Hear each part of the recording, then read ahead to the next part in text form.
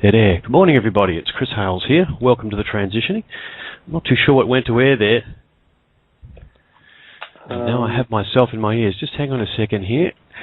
I'm actually standing in for Bob Wright, who's in Morocco and not available at the moment. It's going to be a great episode this morning with Julien Wells, myself, and Andrew Bartzis. I'm just going to be operating the board and sitting in the corner observing for most of the time today, I think. I'll just let these guys loose. But first of all, good morning, Julien. How are you? Good afternoon, Chris. Or I guess morning for you. Oh, it's very early in the morning for me. Okay. Lucky me. And Andrew, yourself, how are you? I'm doing great today. How are you guys doing today? Good. Doing well. Yes. I've been waiting for this conversation for quite a while. Well, Julien, you've been following the other shows Andrew's been doing on Walking in Energy. Yep, and his radio shows that he has on Wolf Spirit Radio. Yep, and I gather you've got quite a few questions to follow up on that. I do. At first they felt really personal that I wanted to get answered, but I think it'll benefit many people. Yeah, well, Andrew's material is certainly attracting a lot of attention. You know, incredibly detailed and varied, as you'd expect from a galactic historian. So, without further ado, I'm just going to let you take off with it, and we'll see what sort of trajectory you actually lock onto. Okay. Well, I do want to put out the quick disclaimer that a lot of this is going to be going into questions that are based on the three last radio shows of Walking in Energy. So I'm going to be jumping right into some of the already in-depth material that's been presented. So if you're a little bit lost, you may want to go back and, if you haven't already, listen to the Walking in Energy shows done with Michael Monk and Andrew Bartzis and Chris Hales these last 3 Sundays. And that can be found on Blog Talk Radio easily to download. But I wanted to get some, I guess, more clear depth of understanding on several subjects that you brought up. And one of the ones that particularly interested me was the understanding you had of the Galactic ascension machine. And if you could briefly describe it, and then I can maybe poke at a couple things that I want to sort of connect the dots with. Okay. The Galactic ascension machine was created when the primary lines of drama in the universe had gotten so out of control that the oversouls of the series of galaxies in the universe came together and said, we must clean it up. And they took the 66 most prime dramatic lines and they were labeled planets. They took all 66 of these planets and stuck them into one solar system. They teleported each and every one of them from their original galaxies and then put them all into a single solar system with a central sun. The only thing that existed here where we sit right now was the moon that's above our planet. And that moon that was above our planet is a very, very, very ancient object created by the second, third, and fourth generations of immigrants to this universe. It was literally created to mark the end of the universe. The universe is ever expanding and ever expanding and ever expanding, and the Galactic Prime Creator keeps making more and more galaxies and splitting himself off. The pollution of drama had gotten so great. The moon, which the second, third, and fourth generations of galactic entities, they used it as a waypoint between galaxies. And it was the perfect place to put a seventh dimensional galactic seed planet, which is Earth, which was the prime drama planet of all 66 lines of drama. So they put Earth in front of that and that moon, and then brought every other planet here, including the sun. Each planet has a soul family group that migrates in and out of it. Some planets have dozens, if not thousands, of soul family groups.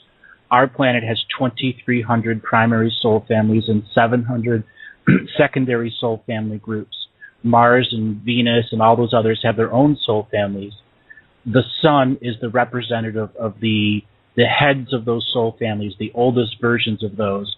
when you migrate from one universe to this universe, you take a physical body or you take an energy body. When you take a physical body, you have a DNA representation which begins the soul family line. The entities that live in our sun have all of the soul family line and DNA family lineages within their energy bodies when they live within the sun.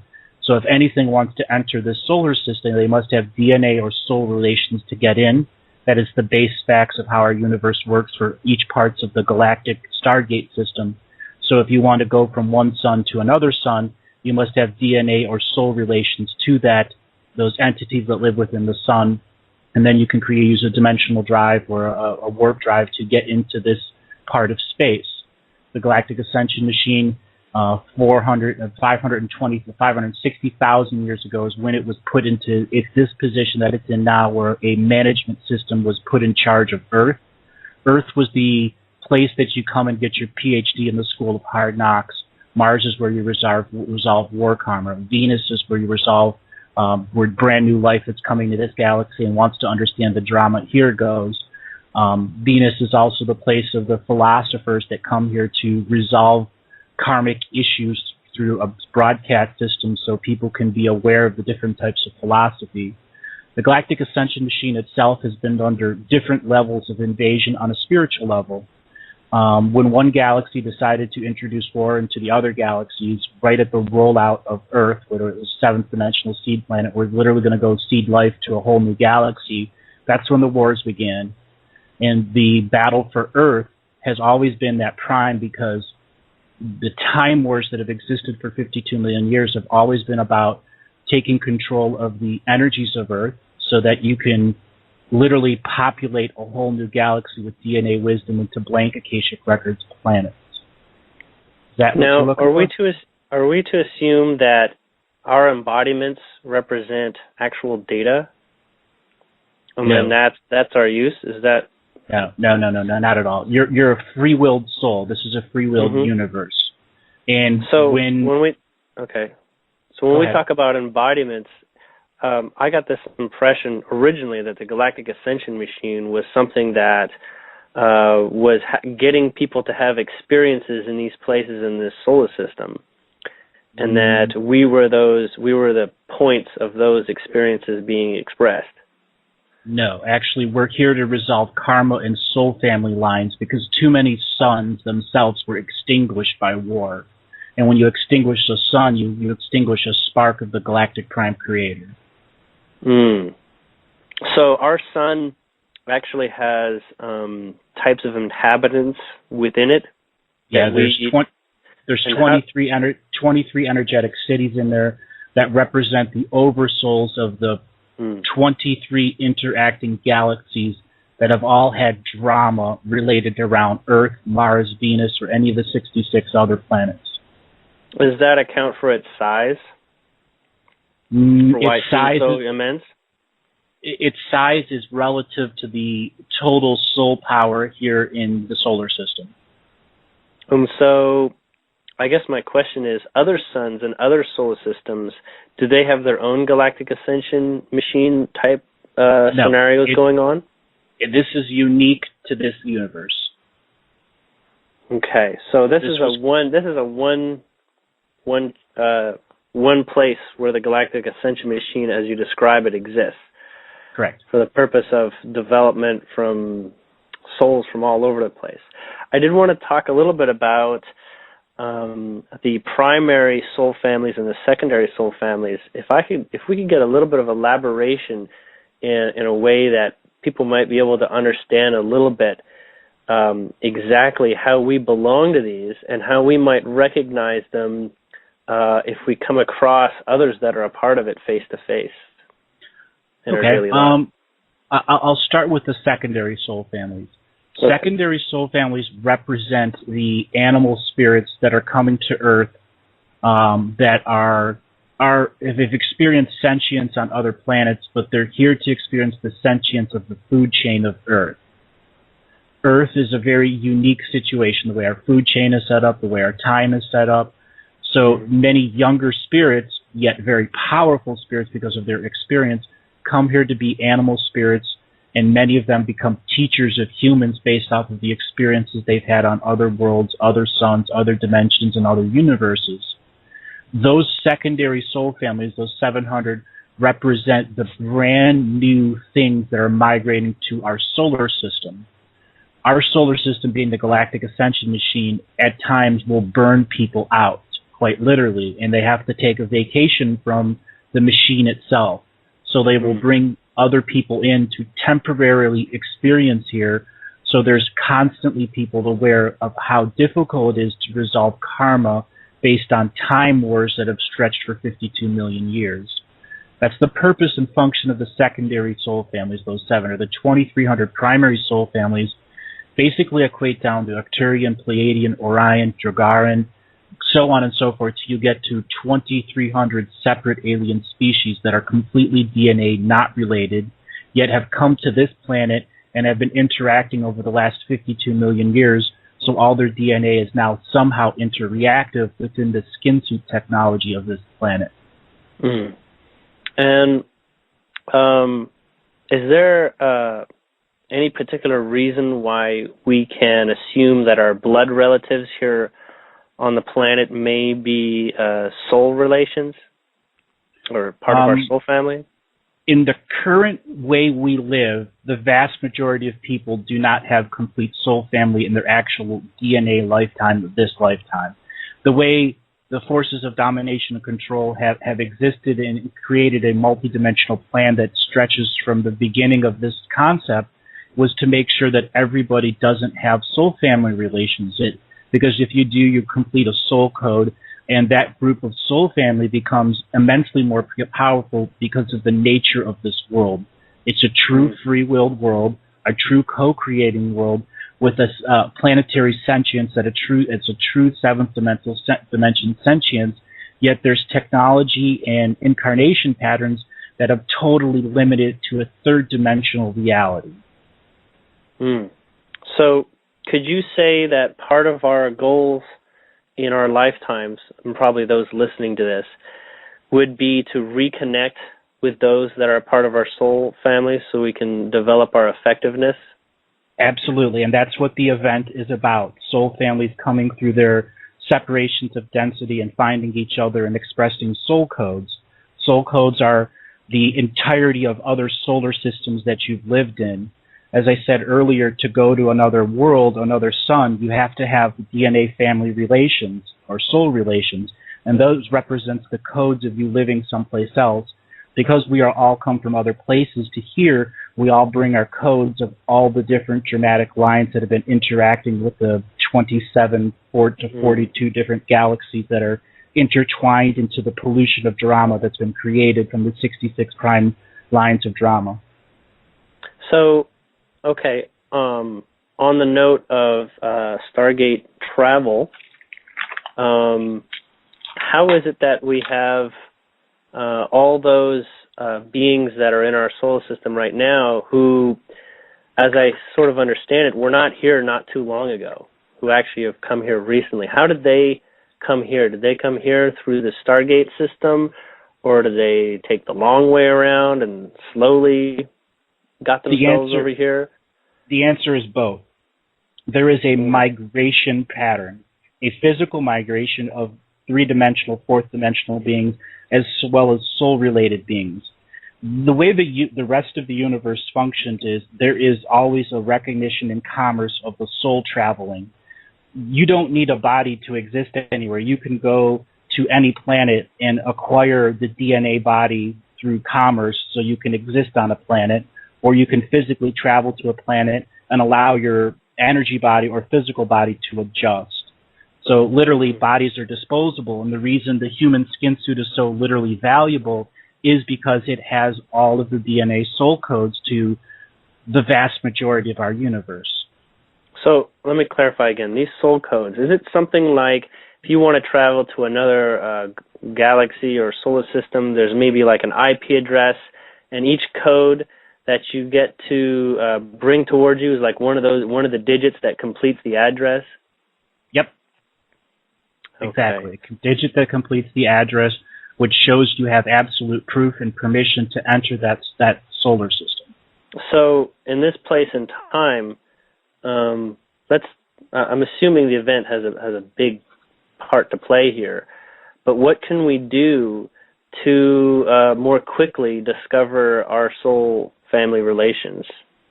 Well, that comes down to how much energy you want to be aware of. And the most basic thing is to get out there. Soul codes function through synchronicity. There's an omnidirectional beacon of energy that's constantly within your aura, that's constantly scanning others that have the rest of the code. When the Council of 12 was set up here, there was an action put into everyone's DNA that through the birth canal function, that there would be a small beacon through your crown chakra that would be looking for other people's that you can complete soul codes, because the purpose of the Council of 12 was to make 2,300 species into a single DNA skin suit that all different species can function with. That's the resolution. So the human form, is that what you're referring to? The human form is the resolution of the 66 lines of primed lines of drama. That's the purpose of the machine. Well, I'm going to try not to get my ego too ramped up because of that. Makes me feel a bit privileged. That's why everyone's fighting over this world. Okay. I'm going to change subject a little bit here.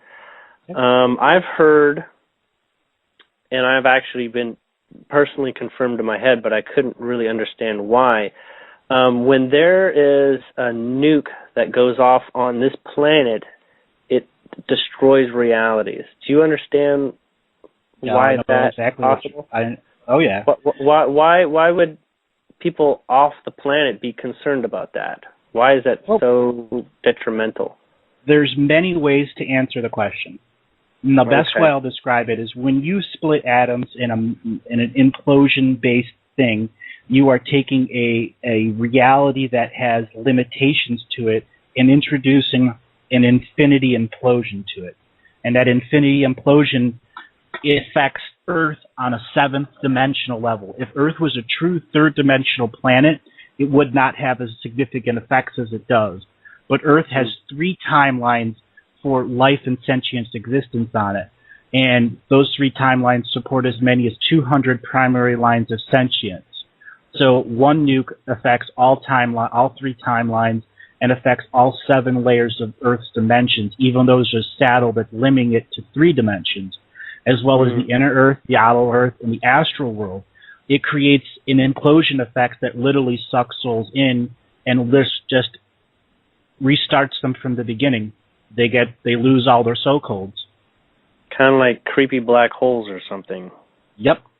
But it goes to all layers of time too. It bleeds through all layers to time. And so they're actually really worse than we knew they were. When you're doing timelines, some of the nukes that were tested were actually done to end timeline wars or to end the good guys from countering the bad guys' timeline changes. I mean, America, I believe, 1,100 nukes it tested. Okay? So it's far more detrimental than we understand because it affects all 7 dimensions, and each dimension has 3 timelines in it. So you're talking 21 layers of timelines and dimensions that each nuke affects. Okay. So will we ever gain the opportunity to be fully aware and interactive with those other dimensions of Earth, like the 7th? Is that to be for us in this time? Absolutely. And I talked about the control rooms.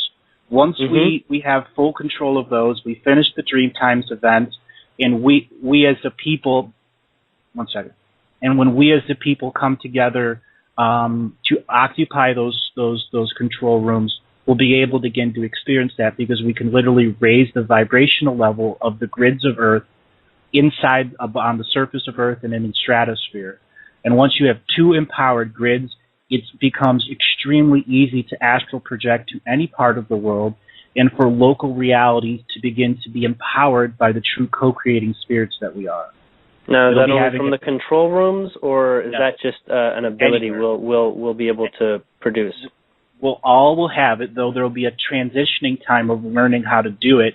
and that's learning to become an energy master. And there's hundreds and thousands of different schools out there, in mystery schools, that still exist in secrecy that will come forward because it's time for those people to share their soul codes.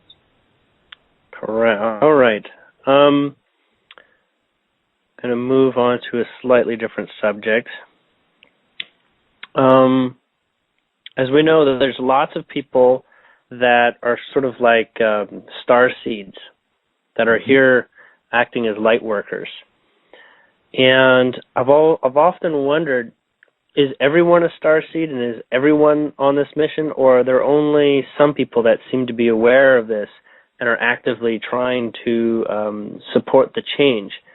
I'm wondering, many people seem to be asleep. Are they destined to be asleep until, say, the good guys have brought about enough change? That's a very good question, and I'll answer it this way. Everyone is a starseed. Everyone is a starseed. And the best way sorry, I'm getting noise playing here in the background. Everyone's a starseed, but 10% of our population is an original first Earth species.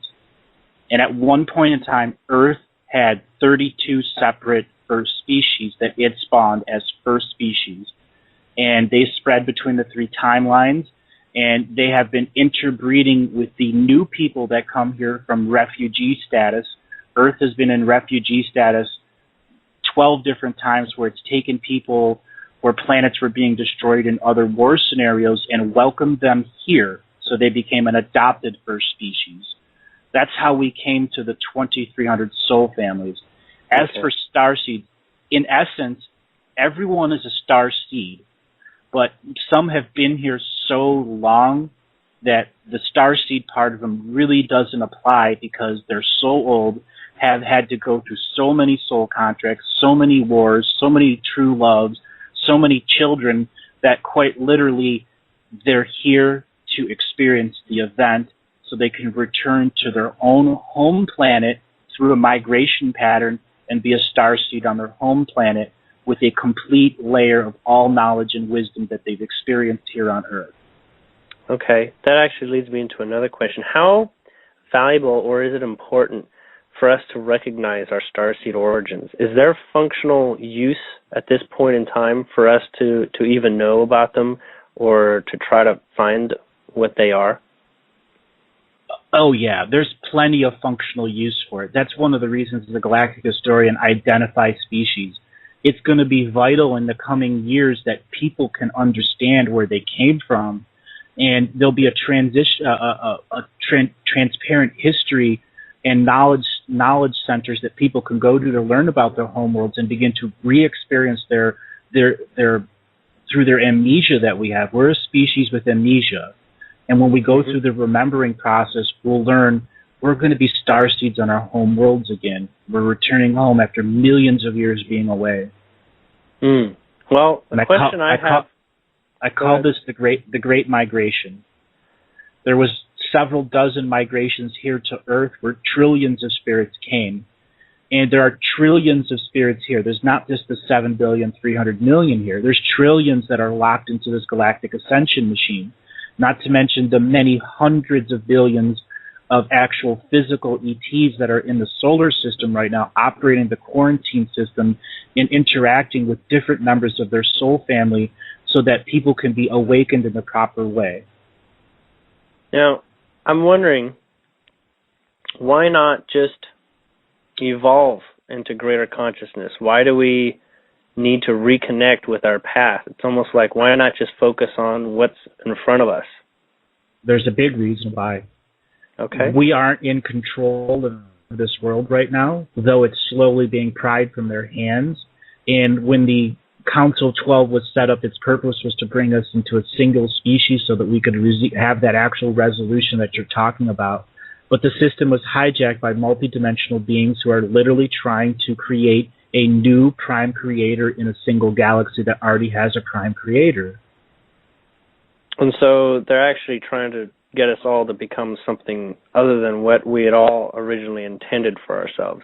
Correct. They want to be in dominion of us. And is that so bad? Of us. It is. It is bad. Okay. Okay. You think it's bad? You think it's bad now? Wait. If they were to take over, imagine if we would have planetary type vessels. We would out being warring with the rest of the galaxy. It really would be a crummy Star Wars scenario type. Yep. Reality, huh? Exactly. Okay. There would be an Emperor, and there would be Sith, and there would be exactly. Has this happened before? No. In this apparent reality has never gone crummy or gone sour. Earth is a very special planet. It has never gone crummy on this level. They experimented with other concepts after Earth was captured, and they began fortifying it. And the forces of darkness have been trying to recreate a galactic ascension machine other places, but have failed miserably because they can't get a planet to truly seventh dimensional status with womb chakras. That's the absolute key to this. The womb chakras of Earth means that you can broadcast fresh DNA wisdom to a blank Akashic Records planet. That's the key to understanding there.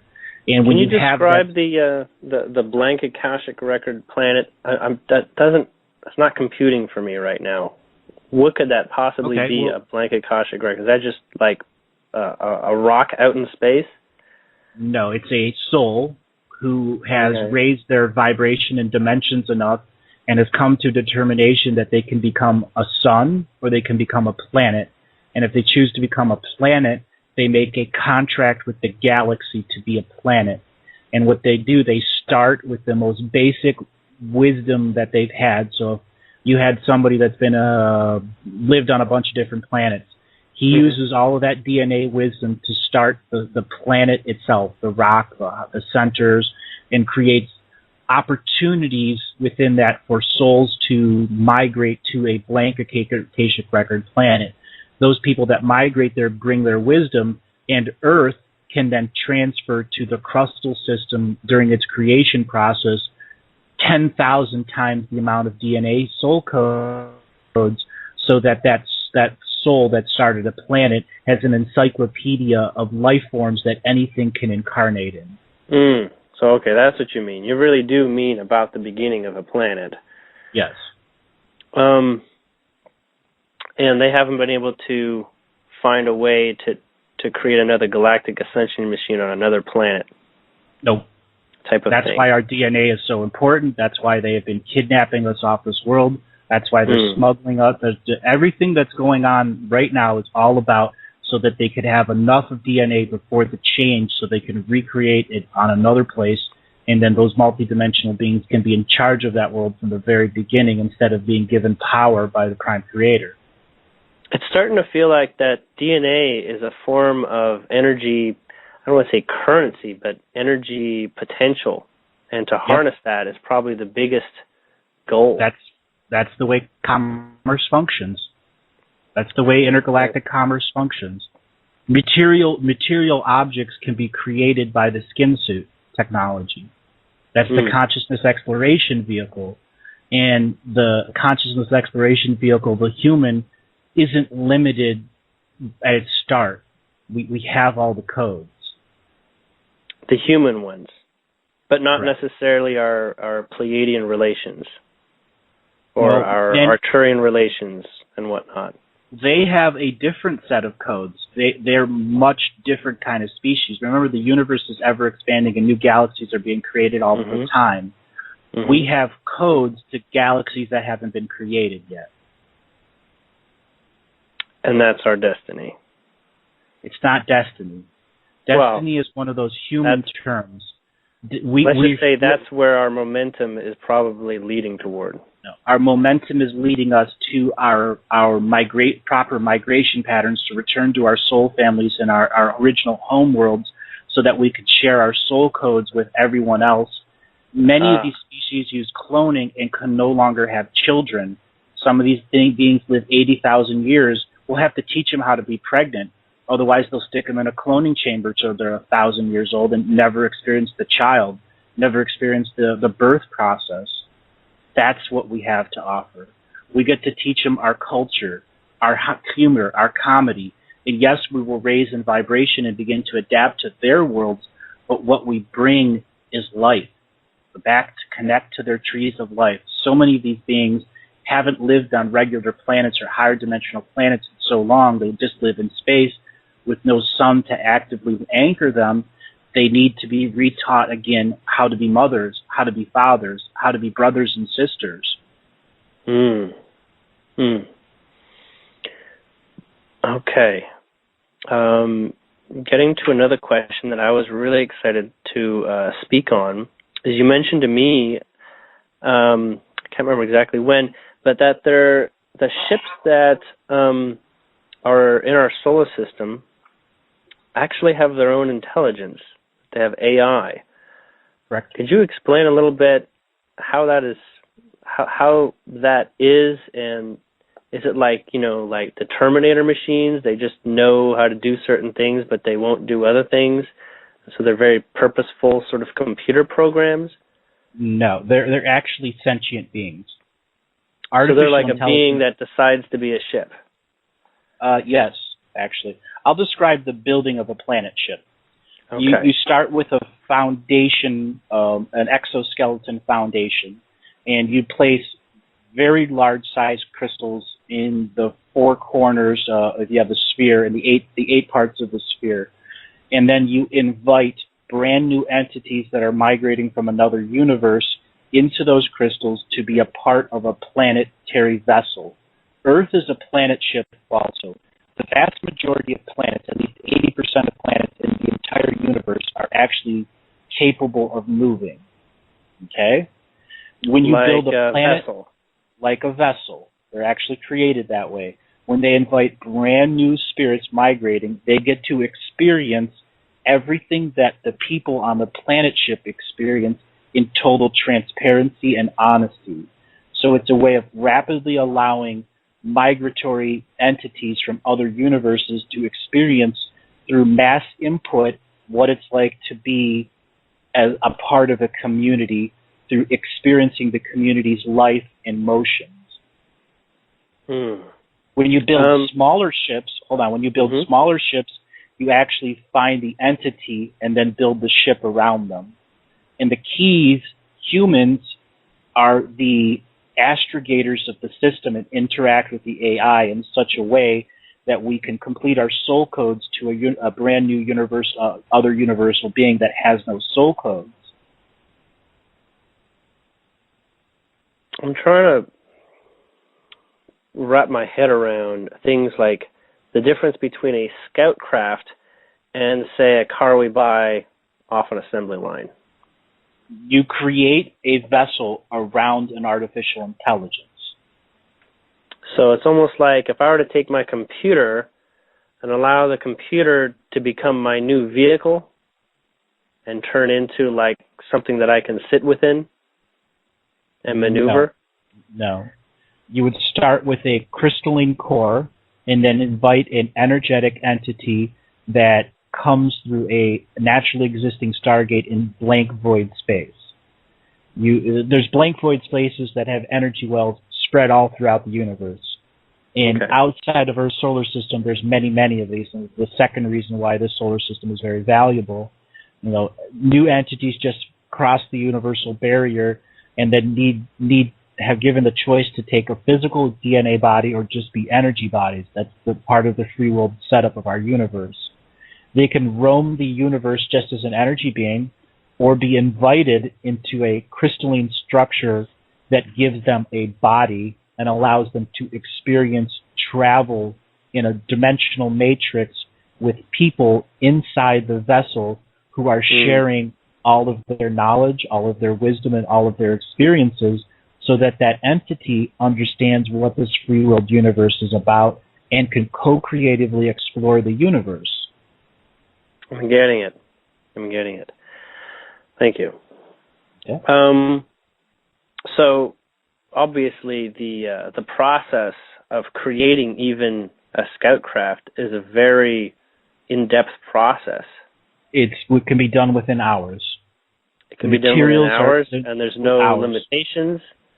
Well, the limitations are the amount of energy the individual is going to put in creating something around the artificial intelligence.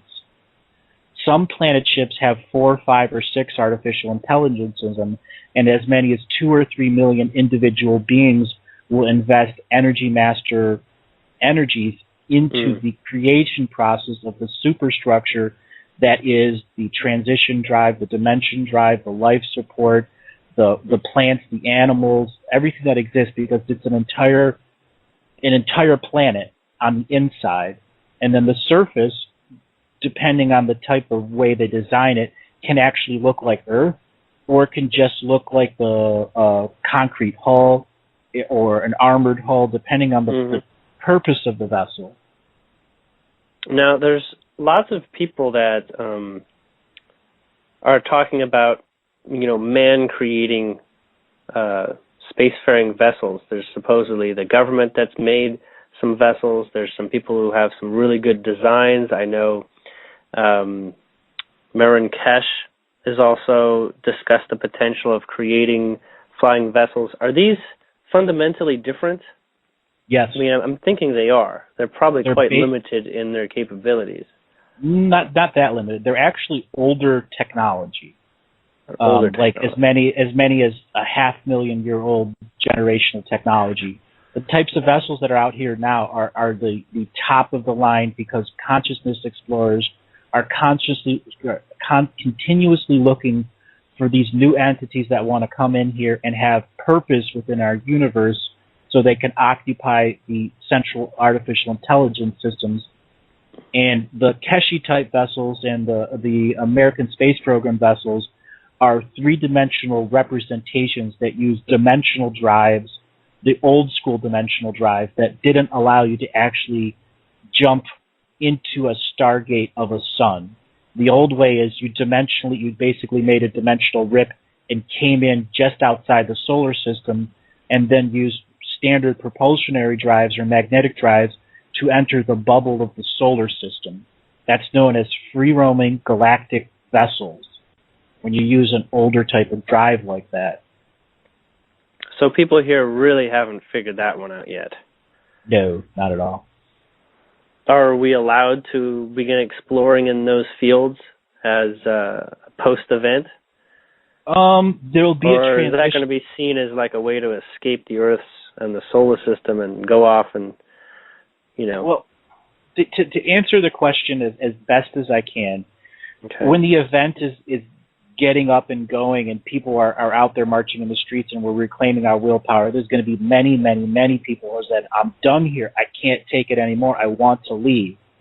There will be a phase of about 13, 14 months where the quarantine will still be in effect, so you cannot leave. And during that time, you finish the natural DNA upgrades so that you don't carry any bacteria or diseases to other worlds. There have been whole species that have been decimated because a human was kidnapped off this world and they brought him to another world to do experiments on them, and they had a disease on them that killed trillions of people. I actually had a dream of that. And it's not like once, twice. It's happened so many times that 5,283 separate species have come into a conglomeration of quarantining this world. So it's a really good thing to have this type of quarantine, not just the prime directive-based ideals. Yeah. Okay. I wanted to speak a little bit about the difference between what life will be pre-event, close to the event, and post-event, within a year. So you just brought that up, that that will be continually going through a process that, everything won't be fixed, lickety-split. Correct. Even post-event. We're going to still have a lot of work to do. Yeah, we're going to break down to many local realities. Once we get to around... You mean like neighborhoods? No, I mean local realities. Neighborhoods like a town, like everyone in the town? No. Okay. Like a realm that has an energy barrier in between other realms. And there'll be about 6,800 of them, but individuals will be able to create their own local reality. the dream world is going to assert itself into people's minds, and then people's minds are going to understand the infinite. And as they understand the infinite, the grid layers of Earth become more dense, and when the energy gets more dense, you're co-creating nature's spirit of you, allows you to create a local reality with the use of dream time. So quite literally, your dreams manifest around you and create a local reality, and you can allow other soul family members that have the complete soul codes to come and live in your local reality, so everyone can finish meeting their soul family. During this 6800 local reality phase on Earth, there will be some entities that are part of the quarantine system that will come down because they have soul codes many of us don't. And this is the ambassadorial process. There will be these very light energy air cities that will be in the North Pole and the South Pole that people will be able to go to, and these will be ambassadorial points where, 200,000 different ET species may live in one air city that's a local reality that supports their DNA, that supports their body, and we would go up there and go through an adaptation process so we could live in that lighter reality and then begin the ambassadorial process of exchange. Knowledge, wisdom, culture, letting go, healing. I mean, there's 7,300,000,000 of us. We need 1 billion healers here. And that's why when I speak to the Pleiadian friends that I have, they can't seem to get across to me that just having them land here would be the best deal to go for. I haven't been able to understand exactly what you just expressed in words. That really helps. Thanks. That there's a much bigger picture here with regards to the intentions of what to expect next and what the next functional steps will work best through. That's right.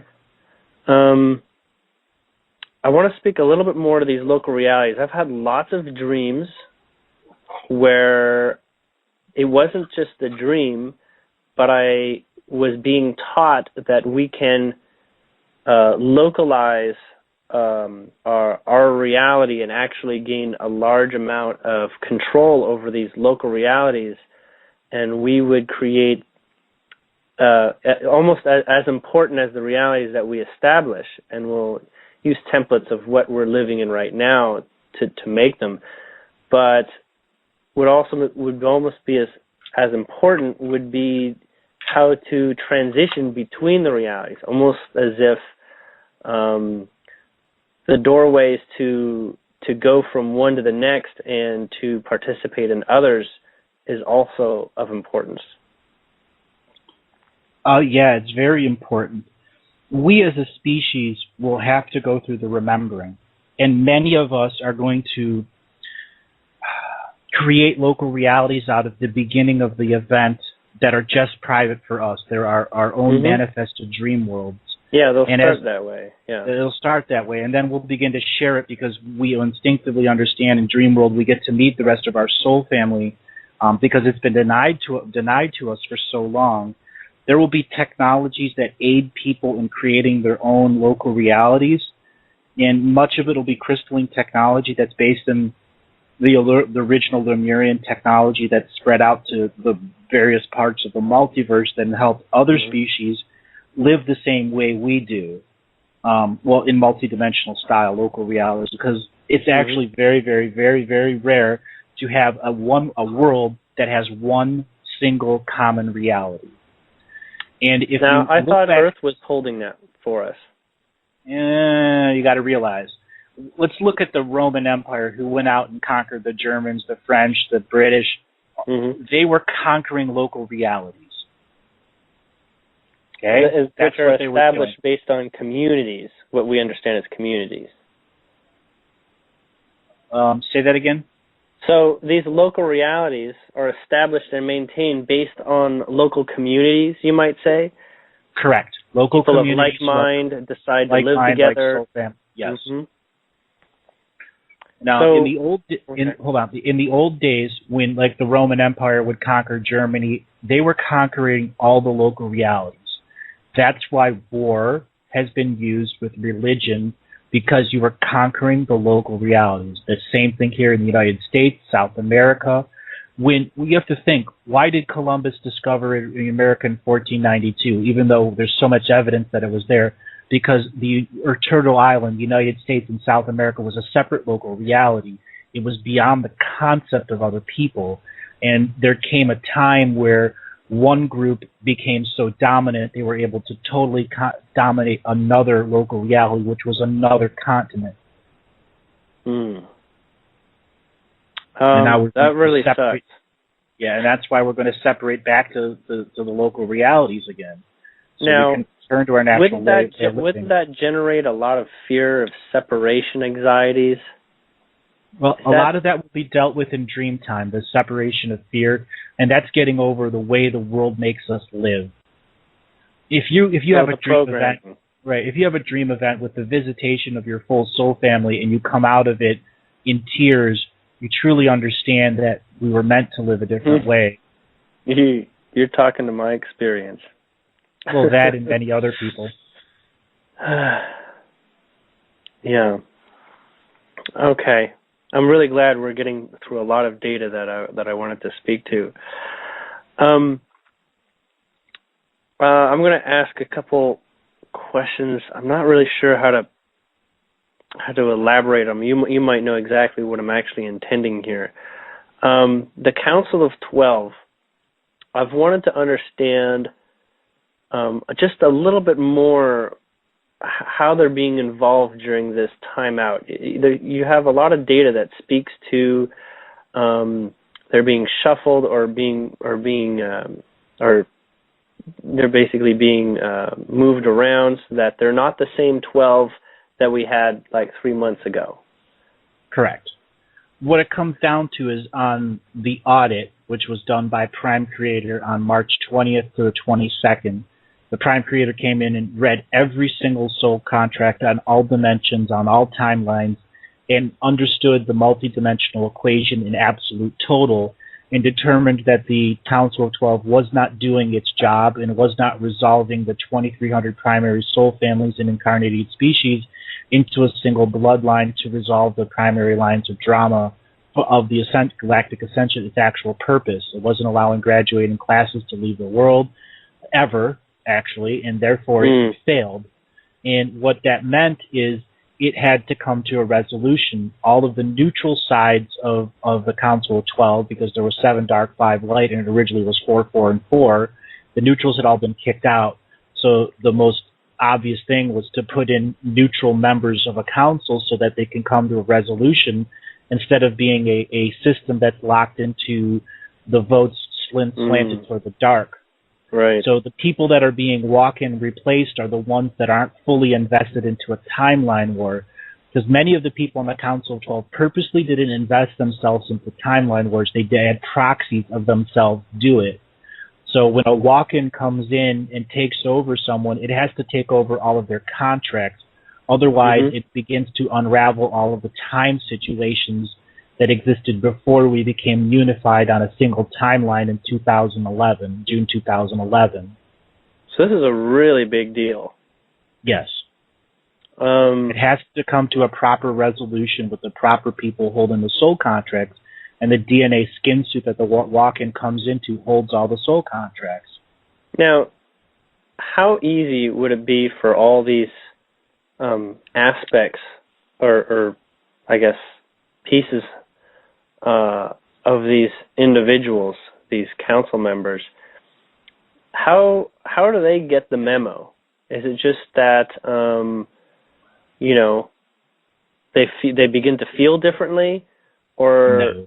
Does the walk-in process actually get them to face their reality for what it is and take a new slant? The other being who is not making the proper decisions according to Prime Creator's will is removed, and a being of neutral origin is put in there to make decisions based off of a neutral perspective with all of the soul contracts still in place.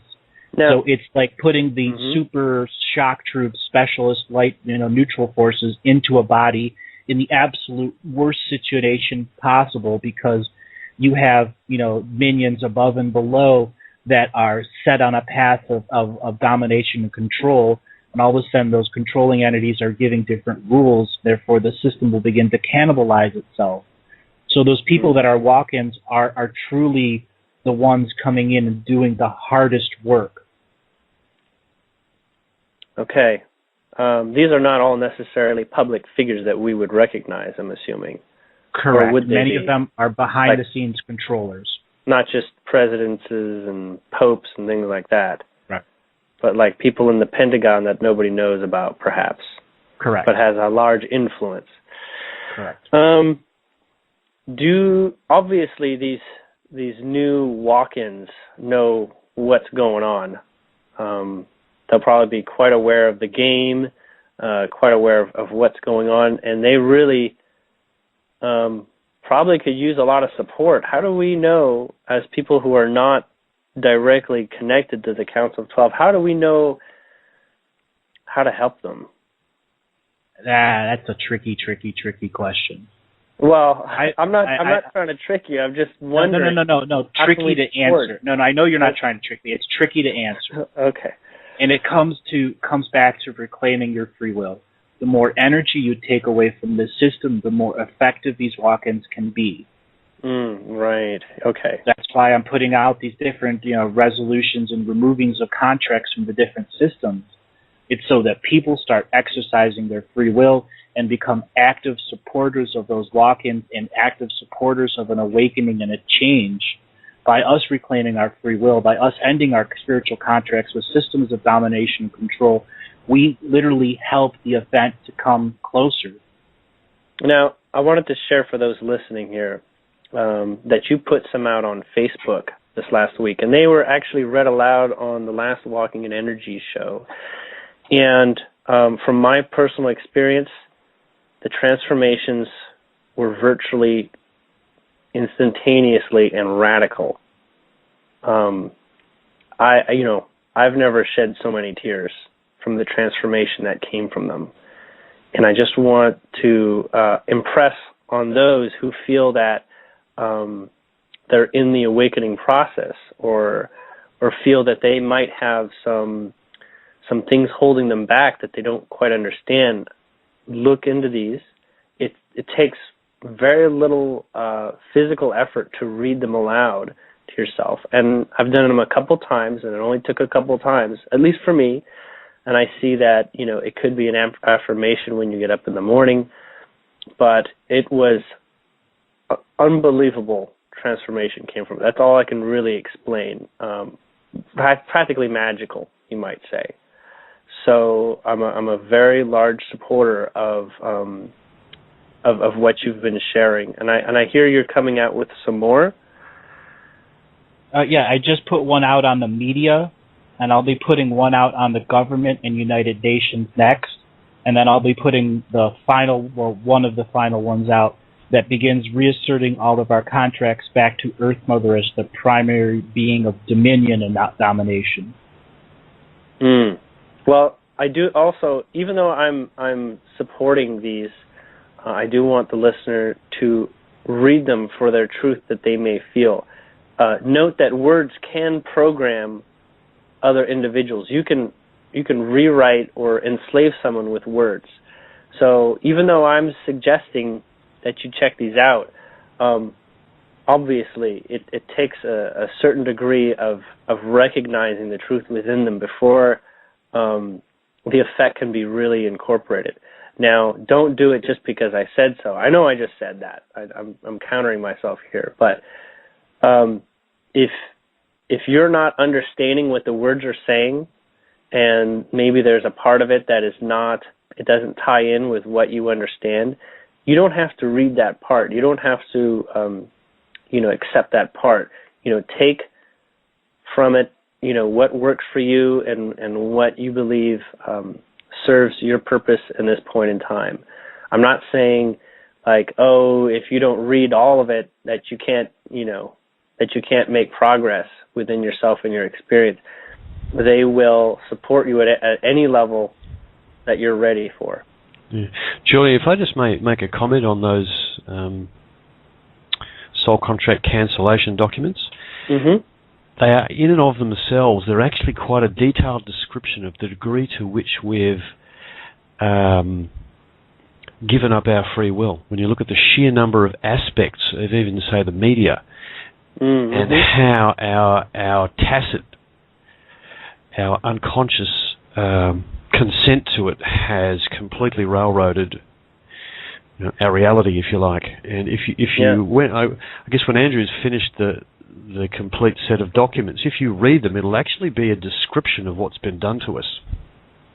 It's not super detailed, but it stands at the root of the way at which they came to pass. Yeah, at agreement level, not just at the physical detail. You give agreement for them to fiddle with you with chemicals, and what you're agreeing to is chemtrails, aspartame, and all that other stuff. But at its root, there's an agreement. Okay, you can play with my body with chemicals, etc.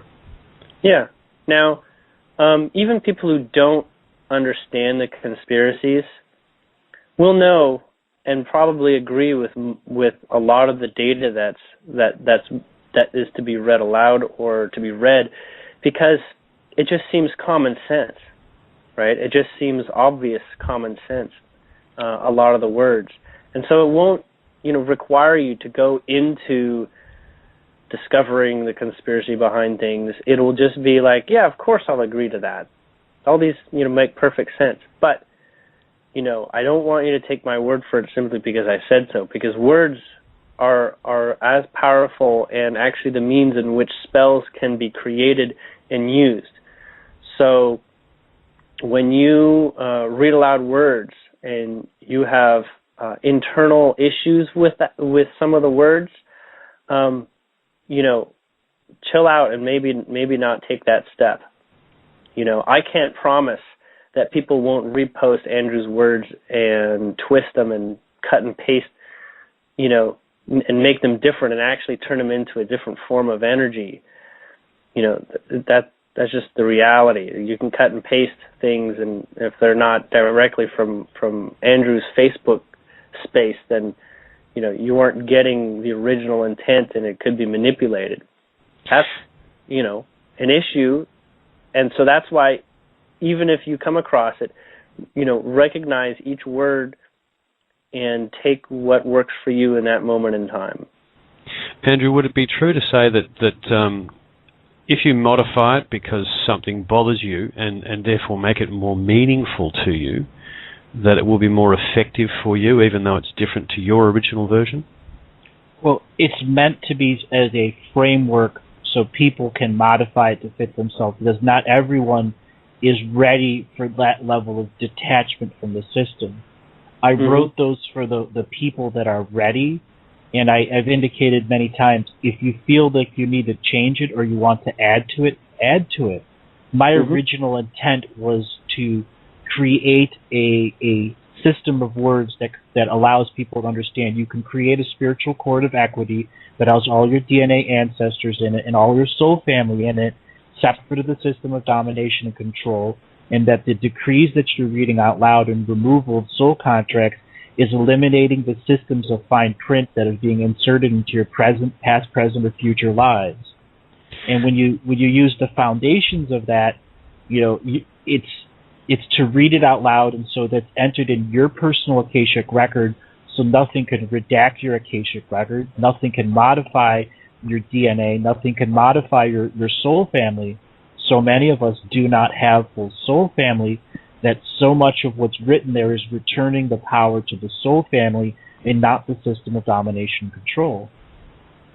Andrew, you mentioned, I'll start one more question and then I'll jump back and let you guys continue. The spiritual court of equity. Now, those are declarative courts. You just declare them into being by your spoken word and will.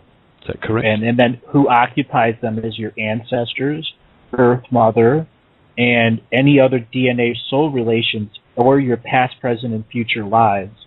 That's the key to creating the spiritual court of equity. So there are beings occupying space, holding space, so that the energy of what's being written aloud is coming to unity consciousness. Would you say that the authority of your assertion of free will really comes from that spiritual chord of equity, and that's something that we've just have no knowledge of. Correct. Okay, it's a key point, because it's the sorts of solutions that we're heading into in the future as far as resolving this little problem we've got on this planet are standing on our equity asserted through free will. Absolutely. Okay. I'll hand it back to Julien. Just wanted to bring that out a little bit more. There's a point where you cross a line within yourself and you realize where your potential actually is drawn from. And it's a real gobsmacker, I have to say. It really shifts your paradigm in very short order. It's not really anything anyone else can do a lot of work to try and convince you. It's a threshold shift within yourself that you will recognize, and no one else can prove it for you because of its nature. Simply that. And that threshold, once you cross it, you become probably what I would consider an extreme doer. I might have used that terminology in the past, because now every step you take, rocks the world. Like every time you do it, reclaims your free will and allows the event to be more empowered in our dream states, because that's where the energy is coming from. And then the earth becomes more empowered, and the system of domination and control can't tax you anymore if you're no longer a part of it. And if they can't tax you, they must use their own energy and cannibalize themselves. Mm-hmm. It's really kind of slick how that works in the favor of just developing an understanding within yourself, or I don't want to say developing, getting to an understanding that you already have, that you have access to your energy, and when you realize that, the world really becomes your oyster. That's right. So, and you have an unlimited amount of pearls in your oyster. I wanted to speak a little bit. Just before we move on, what Andrew says is really significant. He's talking about our value, unlimited number of pearls in our oyster, and that's the one we're trying to open by re-establishing free will. In fact, it's actually our awareness of free will. We always had it. We just weren't aware of what it was, how it needed to be exercised. Sorry, I get triggered by a couple of things here and there, and feel go ahead, to pop speak up. Yeah, sure. I will. Okay. Within the Avatar Energy Master course with Michael Monk, he speaks to, and I actually experience this soul mass growth, and there's a lot of practices that he has and meditations that he's done that really help you expand your soul mass. And I've had some trouble from my point of view, because I have my own internal visual on what that is, and I don't follow exactly how he perceives it. I follow it maybe 95% the same way, but I still want to explore what that really is, because what it profoundly offers me, in my experience, is this greater empowerment, right? And I didn't think it had anything to do with contracts. So, do you know what I'm talking about, Andrew? I do.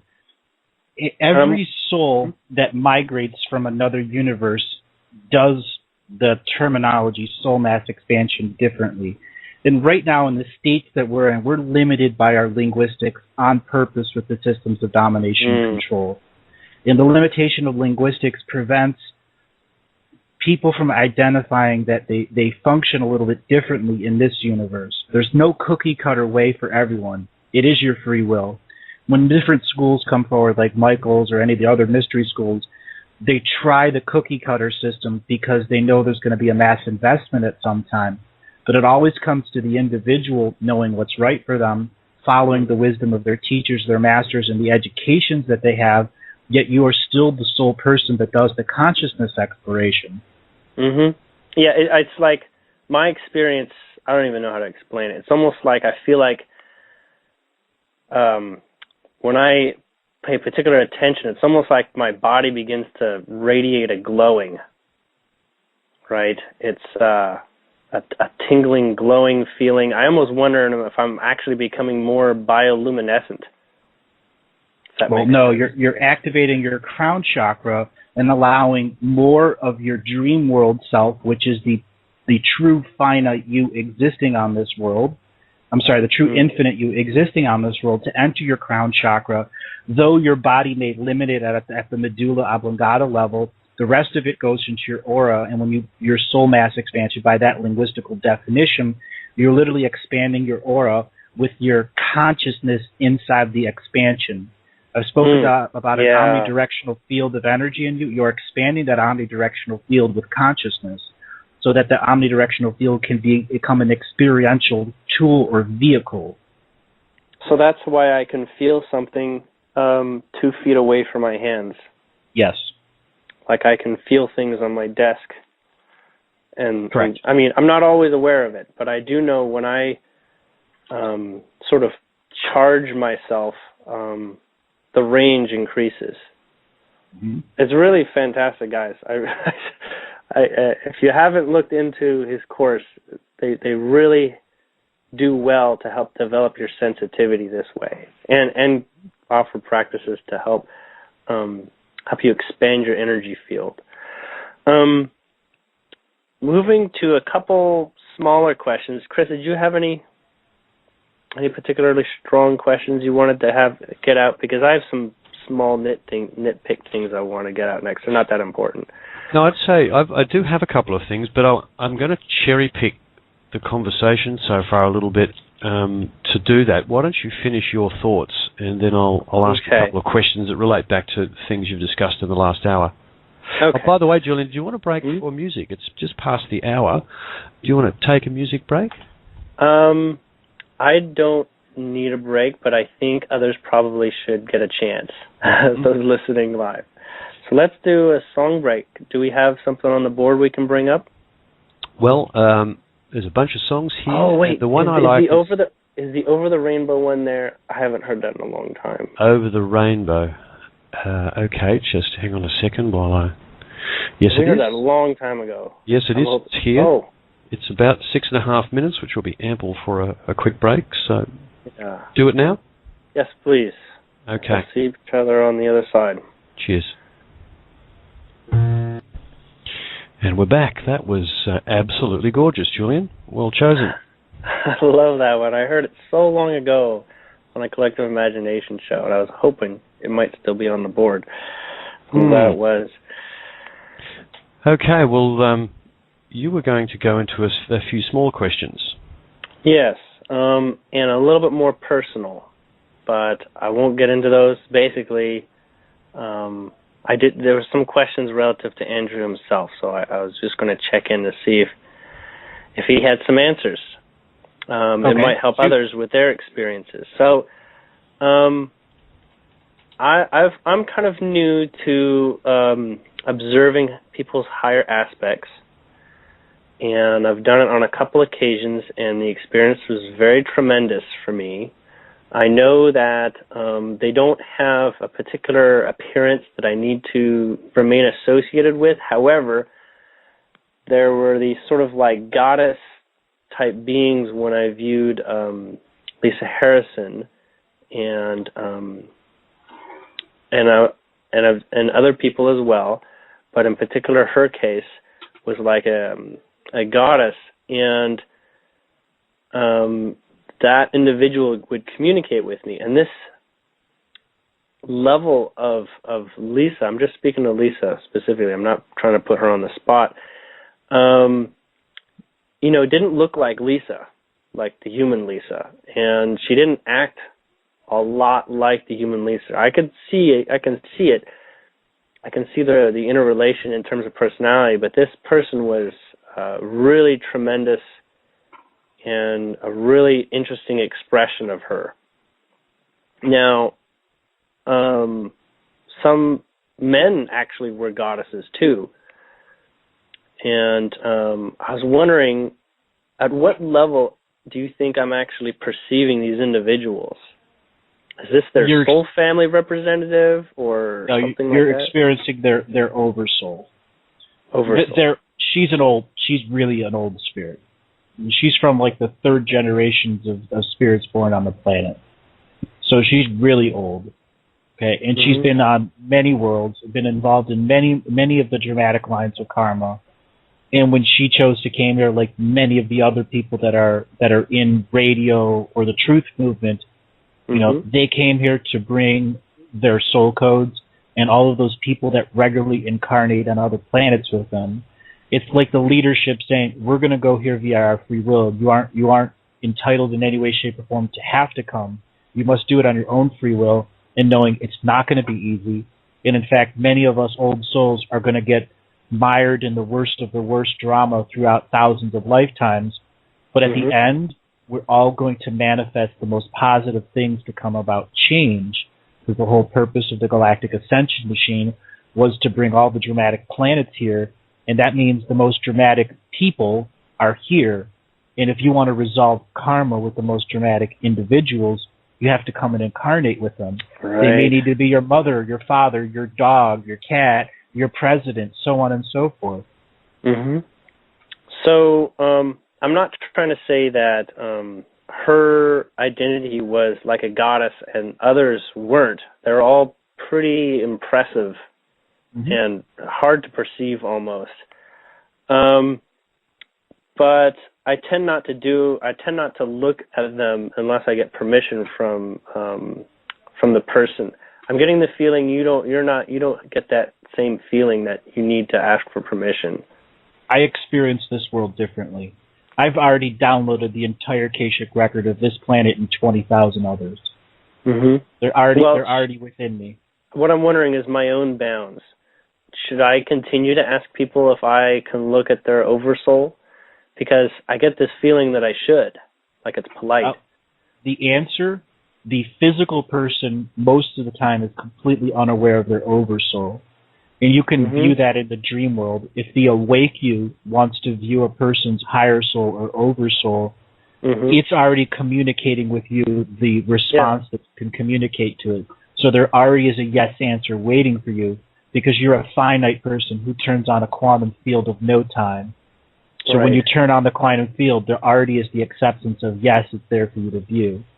So the individual simply by being able to do it. Yes. Okay. Wonderful. That helps clear that up a bit. A couple other things. There's 66 planets within our solar system. My biggest question is, how come we don't know about them? Are they just so far apart? The government doesn't want you to know about them. But astronomers may have discovered them at this point and been shut up, perhaps? There's not just the government looking up the sky. Our reality prevents us from seeing them. We have blinders on and limitations to our technological vision. So you're not talking about like the moons of Jupiter here, right? Yeah, you're talking about their own planet. Concentric orbits. Correct. Okay. The old Star Watchers knew they were all there. Okay? Because there was nothing limiting their local nothing was limiting the local realities of the Mayan Star Watchers or the Egyptian Star Watchers. They had the total view of the sky with no technology interfering with your viewing of it. There's etheric technologies that prevent you from actually being able to view the true nighttime sky. I'm wondering, we use the other planets that everybody knows about in a lot of astrology work. How involved are these other planets in regards to giving more accurate readings? If we were able to... good question. Astrology is created by man to interfunction with a master reality instead of a bunch of individual realities. Though astrology itself's foundation was still when there was a bunch of individual realities. astrology has been hijacked by both sides multiple times. And there's so many different layers to astrological readings and interpretations that it's about returning the local reality to the astrological individual viewer. You have one person that reads a chart one way and another person that reads the exact same chart another way. It's again representative of how each person experiences the world differently. When you allow your astrological chart to have definition within your soul, that allows you to experience more of the energetic natures of the other planets, even if it's in a situation of domination and control or in a situation of light and dominion. It allows the spirit to expand enough with consciousness and to know that the solar system itself does interact with us, just as if the passing of the seasons and the flows of the tides interact with us. Right. I'm just wondering why other astral travelers haven't mentioned them before. They call them different worlds. They just call them different worlds, literally. Doesn't mean they've traveled super far to find them. Right. Are they all occupied with human-like incarnations? No. There's. I'm wondering how significant they are to us at this point. That's probably where I'm really leading this. It's leading it once the first layer of people are ready to accept their graduation, because the Council of 12 hasn't been allowing graduating members of the system. They've been keeping them in there and cannibalizing the powerful spirits so they can stay in charge. Many of us will have to go to the moon first to get the rest of our DNA upgrades, or stay here and get the rest of our DNA upgrades so we don't bring disease to the galaxy. And that won't be a long period of time. There will be people that are so hell-bent of getting off of this world, they will be allowed to go to some of these other worlds that aren't in view, and that will be a transition world for them so that they can return on their natural migration patterns. Okay. Which is a good lead into my next question. I still want some clarification about our moon. I don't feel like I'm quite getting what it really is. Is there any way you can maybe help expand the significance of it? It seems like is it the center of the universe, or no? Or what? It is an anchor point between two very old galaxies that represented the very end of the universe a very long time ago. When this universe was set up and the Galactic Prime Creator created the universe, it started with one galaxy, and then he separated himself into 2, 3, 4, and so on. Each time he separated himself, he offered migration status to entities from other universes. And many of these entities created technology so that there would be a marker stone or an anchor stone or anchor concept of where the old edge of the universe was. So it's not a portal necessarily. No. It represents where the universe ended here when we incarnated into this universe, so they could understand how fast the universe is expanding. So it's the beginning of a ruler stick. Correct. Okay. But it's also technology, trillions of years old, all right? And the type of technology it is it's essentially a interdimensional, interuniversal hotel that entities from other universes and other galaxies can go to experience the youngness or the oldness of the universe, because there are other parts to the system of the marker sticks of the moons. There's hundreds of them out there, and they're considered the most valuable pieces of technology out there, but they're also in great disrepair because no one truly knows how to use them anymore. I get the sense that there's been points in time where it has been occupied and not occupied. Is that Correct. Maybe underneath the surface or something? There was a very, very long periods of time that there were no planets around it, and it just existed in the void of space as the universe continued expanding beyond it. Now, when individuals from NASA visited the moon, did they figure any of this out, or are they still in the dark, you think? When NASA landed on the moon, They were fully aware of the way reality works in the way that I'm describing it. Make no excuses for them. They know how reality works. All right? They know got exactly an education long before they got on. Long before that. The occult societies from the 600 AD on knew how it worked. That's why there were armies conquering local realities. Okay.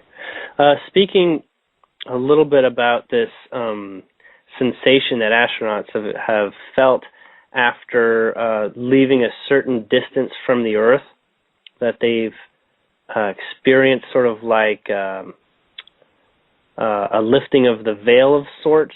Can you explain that sort of phenomena that they kind of explain?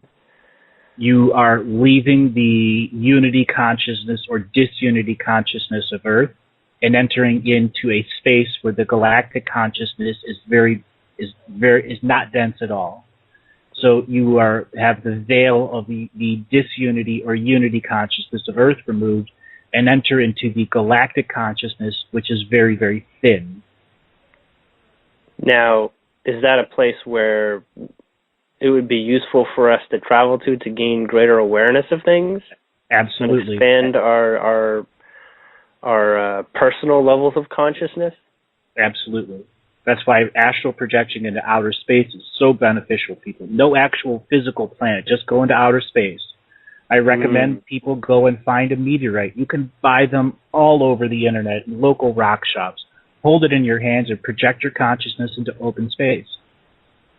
You don't always have to go to a planet or a star or another galaxy. Just go to the 10 million miles away from Earth.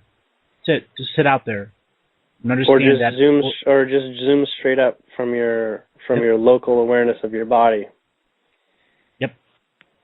Okay, wonderful. Down to my last two questions. Can you believe it? Can we talk about something that I haven't been able to really get my thumb on with regards to the Pleiadians specifically? I know they're trying to explain something to me, but I'm not clicking, and I've tried to meditate on it, and I'm missing some data here with regards to why they really don't want to land on Earth, despite they keep telling me they do. Okay. Because we haven't resolved enough of our karmic contracts with the main 15 multidimensional beings who operate at 17% of our population now. We have to reclaim our sovereign spiritual authority. And once we begin to do that and show a momentum and the energies shift away from the system of domination and control, they will be more than willing. Otherwise, if they land, they get caught up in the drama and can't leave here. So they get stuck in like a web, yes, a spider web or something. Correct. That's what that icky feeling was. Yep. Try to explain that to me. I didn't have the symbology to be able to elucidate on that. And they keep saying they're waiting for the event. Like they're waiting as if they're not deciding when it's going to be. I thought the event was something like disclosure. You know, we choose, when disclosure is per our actions, but that's not what they're talking about. They're talking about we choose to reclaim our power. Okay. Last bit that I was curious about was Mount Shasta. You're going to be visiting Mount Shasta in 2 weeks from now, a week and a half from now, something like that. Yep. Could you speak to what's going to be going on over there? We're holding a seminar. The seminar is the 22nd, 23rd of June.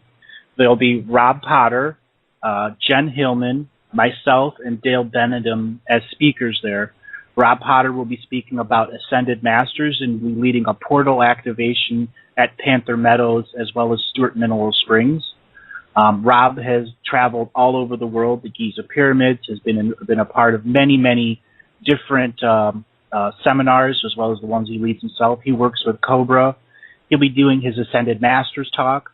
Jen Hillman is a psychic as well as a Project Talent survivor, and she'll be teaching a vision quest class as well as a deep meditation class. I will be teaching a class about connecting to your dreams, as well as what's called a seed bag class, where you'll get a pile of seeds to put into a pouch that you'll be meditating over. And those seeds will be things that you can plant into the ground to gain healing for yourself, to gain knowledge and wisdom for yourself. And then I'll also be teaching a class on healing with crystals.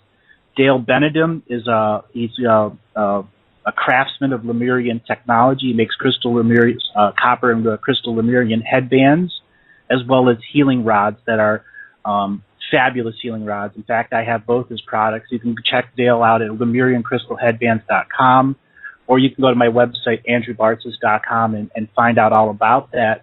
I will be staying over. I will be arriving there early and staying over. I'll be doing healings and as well as personal readings there. The cost of the event is $250. I will be camping up there. Not everyone has to camp because not everyone likes that type of stuff.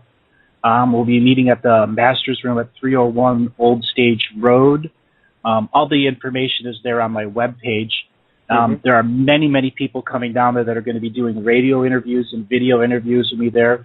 I will also be reading the 52 million year history of the Time Wars during my off time. And that's actually the original reason I was going to Mount Shasta on the summer solstice, was I was summoned there. As everyone else that is coming there, the mountain will tell you if you're going to be there or not. It is the heart chakra of Earth. And this is about healing the heart chakra of all people. Yeah, very, very cool. I feel like I've heard someone state that there was underground cities at Mount Shasta. Yes. The underground city of Telos, of Hollow Earth. Okay. And the Agarthan network. How significant is the fact that you're having this event there have anything to do with Telos? Or is there no there's a lot of relationship? There's a lot of significance. We're not going to go visit it. I'm assuming. I've been if inside we go Telos. there to Shasta. There could be people that are invited in. I can't identify each person's density, and if you do, it'll be on an astral or dream level. I've been inside Telos many times, and the only way to get inside of Telos is to have DNA or soul family relations, and there's only one portal to get in and out of the city, and that's in Mount Shasta. And there's a giant crystal on the tallest building there that is the single portal and the single intelligence that determines who is allowed in, who's allowed out, and who's allowed to semi-experience the different realms inside Hollow Earth. Okay. Well, that's it for my questions. Thank you so much, Andrew. I think we can maybe... interview. Wonderful. I'm really glad you're patient with me. I know these can be kind of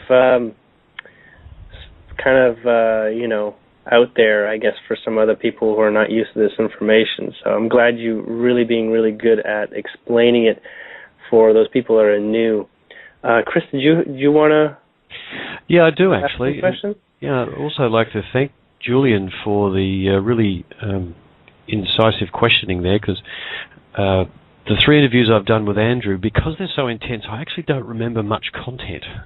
And I really need to go back and listen to them. You've brought a lot of it back, which was great, and also filled in some gaps, which were really neat. So that's great.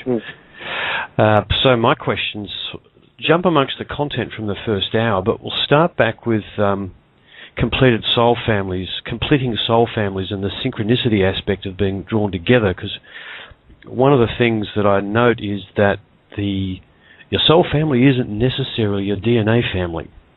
And I have a suspicion that until people really understand what's going on, that the fact that you're drifting off from your family noticeably and associating with others may cause a degree of social stress.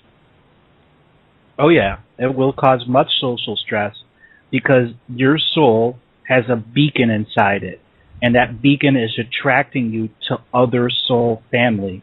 And chakras on the planet, high energy places on the planet, are interfunctioning and interco-creating with Earth so that there is a common energetic meeting place that soul families can come and meet and experience each other, translate their soul codes, and know from their heart of hearts I know this person on a much bigger level.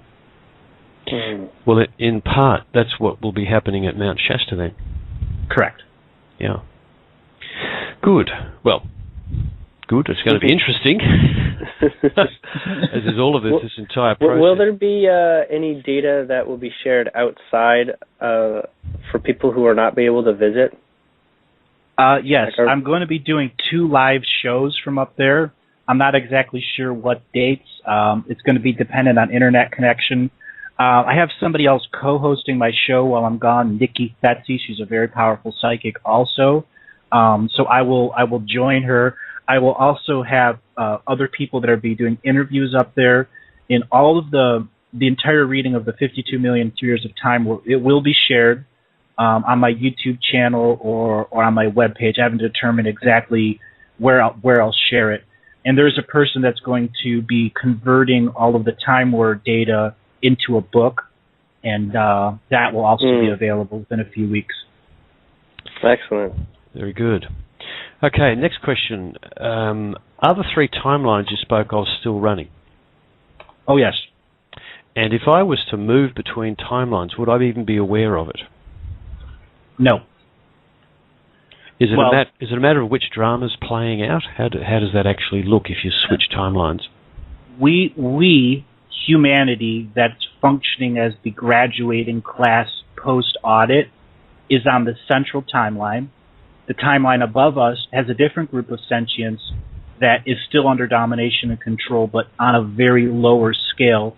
They will also reach their graduation date staggered from us, and then the timeline below us, which is more interacting with hollow earth energy and soul family energy, they will have their staggered graduation also. So the central timeline is the people that should have graduated 1,000 years ago. They're going to graduate first. The ones that have been stuck in the web. You've used the term frequency split as far as this aspect of who goes, where, when. Is that the same thing? The staggered graduation that you just spoke of? It's you can't have everyone just migrate out at the same time. Mm-hmm. You're gonna pollute the universe again. Okay, so it's kind of a self-organized, yeah, redistribution of souls, if you like. Right. Correct. Yeah. Okay. Next question: the control rooms. Who is actually fighting for the control of the control rooms for us? The Pleiadians, Andromedans, and Arcturians who have decided to come and live in the web as physical beings that landed on this world, as well as the different cells of the resistance of Free Earth who have been incarnating every lifetime to be a resistance member of Free Earth. They exist within our government, within our military, within our common civil cultures. There are people out there that are healers. There are speakers. They're there to do their part. The control rooms at that level, you're dealing with the oldest souls of domination and control, and you're resolving the oldest layers of drama that stem back 30 million years ago. So it's separated of density by the oldest souls that are in charge of the control rooms, and then the opposite of them who are trying to take that energy back. That'll make a great science fiction show at some point in the future. Yep.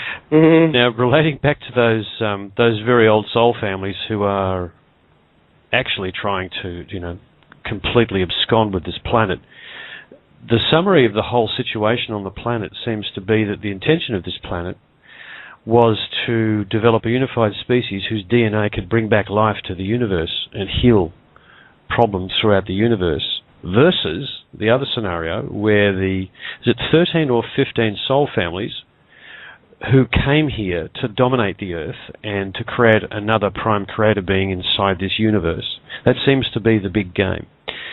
The question is the soul families. You've never really named, given that soul family group a name, or even is it as a group or as individuals? They're not a soul family. They're 15 separate multidimensional beings that are so big they cannot incarnate into one body. They are soul family to us because they've incarnated millions of their pieces parts and became soul family to us. Mm-hmm. The 15 multidimensional beings either migrated from another universe or started in this universe, and they're the ones that are challenging Prime Creator. For the longest time, they were in complete and total unity mind to get to this point. They aren't in unity consciousness or unity mind amongst themselves. It's whoever wins now. So those 15 beings aren't working together anymore. This is if you like, the system feeding on itself at this endpoint. Correct. Okay, next question. We were talking about local realities and the way that the local realities actually have some kind of energy barrier that maintains that reality separate to other realities. Now, is that energy barrier that's created by the individuals inside the local reality, and what would it actually look like? It actually wouldn't look like anything. It would just be a barrier of energy that visual consciousness couldn't look beyond. It would just look like the seeds continuing and continuing. And at times, the local reality can create a bubble and allow a vessel into it, and then it just teleports it out and puts it into a different direction. Like example, Christopher Columbus. When he came through, he had sacred geometry objects that allowed him to penetrate the bubble, because he was understood through time-traveling energy. Okay. Who supplied him with those sacred objects? That would be the Spanish court. And they were, keys to the door, as it were. Correct. That's beyond the gates, the Pillars of Hercules. Were the Pillars of Hercules a visible thing, or was it simply, as you say, It was actually two giant obelisks, that one on the Morocco side of the Gibraltar Strait and one on the Rock of Gibraltar itself, and they were representative of where unity consciousness of local realities that were controlled came to that point and empowered that barrier line, which intersected with different ley lines, and then those ley lines allowed the interior local realities of a subcontinent to be laid out into a pattern of local realities. And there are multiple other versions of the Pillars of Hercules spread all over the planet, so that ley lines and the subsections within each groups of ley lines would be allowed their interior realities to form within them. This planet was really designed to support many, many local realities, yet we have one at the moment. Correct. I just wanted to point out, or I guess really ask the question, for confirmation, is that what holds this reality is a combination of mind control techniques, the most obvious of which is the media. Correct. Media, banking, education, military. Yeah, but all those big things across the planet. Yep. Yeah, and that's changing. The only way we can change that local reality or change that majority reality in any way is reassertion of our free will over that mind control system. Correct. That's the game, folks. That's the game. Okay, next question on the Council of 12. Just to clarify this, we're not talking about necessarily 12 beings here. We're talking about 12 souls who are incarnating shards into, if you like, the control systems of the planet to manage things. Is that correct? That each of those councillors, if you call them that, has multiple incarnations here, or just one? It is. The 15 multidimensional beings aren't the Council of 12. No, clearly, yeah. I'm talking about the Council of 12 and the fact that they will have multiple shards. The Council of 12 are beings that have multiple shards, but they are an oversoul entity that exists within the South Pole and determines who gets to incarnate here. They are literally the group that says what migration gets to get in. When the neutrality is removed, the dark took over 7 to 5 versus the light. Therefore, it was constantly slanted towards the dark. They are the administrators of the incarnation rules, the administrators of the soul family rules, and they have, yes, many shards of themselves on the world that are contract holders of the rules that they create. Okay. I can see how that works. That's very good. Look, that's all the questions that I have, but we actually have 4 people here with their hands up. We've got about 15 minutes to go. Do you guys want to take a couple of calls? Sure. Sounds good. Okay. There's no psychic readings. Yes, no psychic readings. We're actually just want questions on the subject matter to hand. Okay, so I'll start off with area code 612. Hi, welcome to the show. What's your name? Area code 612. Hello, Chris. Here we go. Hi. Hello. Can you hear us? Yes. Hello. It's me, Elizabeth. Hi. Can you Hi, hear me? Elizabeth. How are you today? Yes, we can hear you. I'm good. Mm-hmm. And my whole family. Sorry, the grandkids. My question, Andrew, and thanks for the show, Julien and Chris and Andrew. Could you expand a little bit more on the Dreamtime event that's supposedly, and kind of like a time frame it's supposed to happen, or how we can prepare for it? The time frame depends on us reclaiming our free will. This can be extended out another 20 years. When you see people marching in the street, the same scale and size of the 1960s and 70s, you know that the event is really close. The event will have 4 stages to it. It will begin with unity dreamtime amongst people, and people beginning to share their dreamtime stories until a point where hundreds of people will be sharing their dreams, or someone will make a video on YouTube and share it, and the next thing you know, it'll have 200,000 hits of all people that have shared the same dream. That's the first stage. The second stage is when we begin to predict world events on a dreamtime scale, and many of us create our temporary local realities within dream world. It would be like lucid dreaming in the dream world and lucid dreaming in the real world at the same time. And then the separation of 2 worlds is no longer separated because you've become the infinite being in your local reality. And the third stage, Andrew? Well, to really identify the third stage is all about how much power we reclaim from the system of domination and control, how we take it down. When we enter that third stage, it's the breakdown of the local realities. The most powerful souls will come higher density, and they will begin to craft their local realities in a Dreamtime Council format.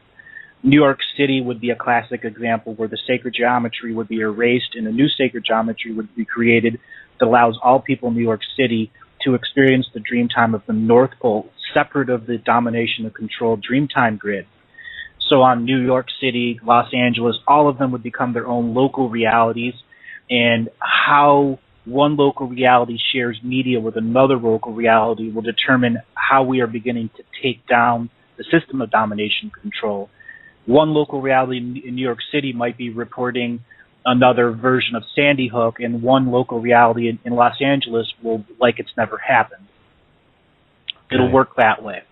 And the fourth stage will be sort of a uniform application of local realities all over the planet, as well as ships and air cities being visible in the skies based on the unity conscious level of each local reality.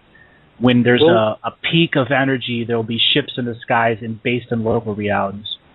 Will we still be able to travel to these between the local realities if we wanted to? Yes. Like say I'm in Seattle, but I want to go to New York. Can I still book a plane to New York? You may land in New York, and it could be 2 years ahead of time. Or you could drive your car from Seattle to Los Angeles, and when you get there, it's like only 1 hour to car. Okay. It's going to get hard to schedule meetings then, Andrew, is it not? Correct. Okay, that's a great question, Elizabeth. Thanks for that. Thank you. Okay, I'll pop you back on hold, and we'll go to area code 785. Okay, welcome to the show. If we could have your name to begin. Area code. Hello? Hello? My name is Destiny from the Midwest. One moment, please. And I am a super truth seeker and have been for such a long time, most of my life. I just want to say knowledge is truly power and that the truth will set you free. I merely want to say I am truly and totally thrilled to have finally met you at this time and within this lifetime, sir. Thank you for your gifts of knowledge, Julien and Andrew. And I listen to you frequently from now on. And I am an artist. And that's what I'm calling about, is because I am said to be one that paints from the mind and the heart and the feelings and the love within. I can't pre-plan any work of art. I try to, but something takes over and I paint, and within the flow of like feelings of rhythm that comes from within. I love the universal galaxy so much that I actually chose a theme for my graduation from school that I named From Alpha to Omega, then Onward and Upward. And people kind of thought I was crazy because this was 20 years ago. And now everything that I painted is now sort of coming into fruition. And I didn't believe it, couldn't understand it, was scared of it. But through these last 20 years and praying for the mysteries of the universe to be told and explained to me, and it has been coming and very refreshing. And at times I've been scared to death, but I love it, sir. I just love it, and thank you for everything you're doing in your line of work. And my question is, who am I? What? I don't understand myself. I don't understand why. I think that is part of our personal journeys in discovery, and I think it deserves a lot of exploration of what that really is for you. But let's try to set up a session that's separate from this period in time here, because it could be, a good long talk that we could have. Yeah. I'd love that. Yep. I'd love that more than anything in the world, because I've always felt different from everyone else, and I tried to be like them, and I couldn't do it. I am the way I am, and I've been here, and I've done many good deeds and things for people, especially those, my children, my family, but because I'm different from them, they kind of resent me. Well, Destiny, I think the one of the whole points of being here at this time, incarnating here and going through this process, is that we actually get to find that out. And it's going to be different for everybody, but it is going to happen over the next period of time. We'll eventually find out who we are. I can't wait. I really can't. I'm so excited, and every day brings me more and more joy and love in my heart to know that there's people like you, because we are alike. In many ways. In more ways than we know. That's right. That's something that's being revealed clearly. Destiny, I'll pop you back on hold. Thanks for your comments. I think you've expressed really a big how do I get in contact? You can find me on Facebook, and I believe Andrew's mentioned his website. It's andrewbartzis.com. Is that for sure? That's correct. And he's mentioned that he does one-on-one sessions, but it might be a little while, I think, right, Andrew? You've got a lot of bookings already lined up. Over 450 bookings to process. You can call my regular radio show 2 to 4 p.m. Eastern Time, Monday, Tuesday, Thursday, Friday at freedomslips.com.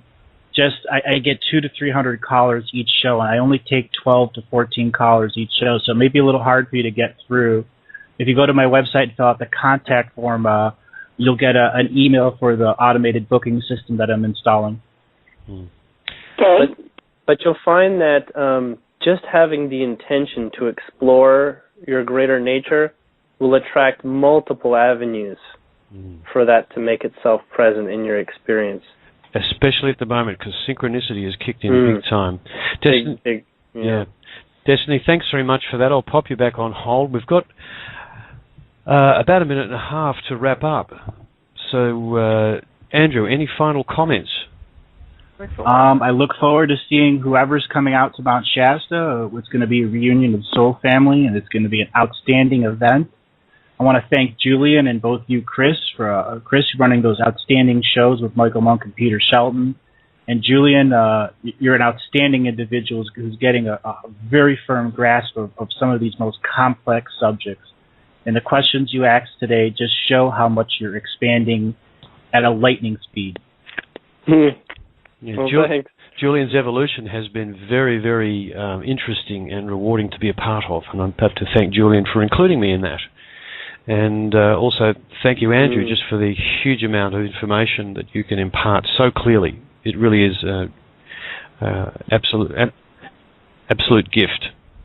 Yes. And if anybody wants, thank you. If anybody wants to go to my Facebook page, you'll see the newest document I put out on the media contract removal. And it'll be there. Just to scroll down on my wall a little bit. A lot of people have been posting on my wall. Share it. Oh, yes. Indeed. Okay, well, we've only got a few seconds left by the look of the countdown here. So thanks, everyone, for participating today. Oh, no, the lady just told me. The lady with the nice voice, whom I believe is Magenta Pixie, we have 60 seconds. So, Julien, did you want to add anything before you go? And announcements for next week's show, for instance. Yes. Next week we'll be speaking with Thomas Hughes, who speaks with the Sasquatch people, and we'll be exploring just what is up next on the agenda for them, and also get a greater refinement in terms of exploring our potentials and our desired experiences that we wish to have with them and how we can start to do that. But until then, everybody enjoy this next week and, listen to the Collective Imagination and the One People if you like this sort of material, because it gets into lots of progressive information, you might say, in these fields. So take care, everyone. Yeah, take care, and we'll see you next time.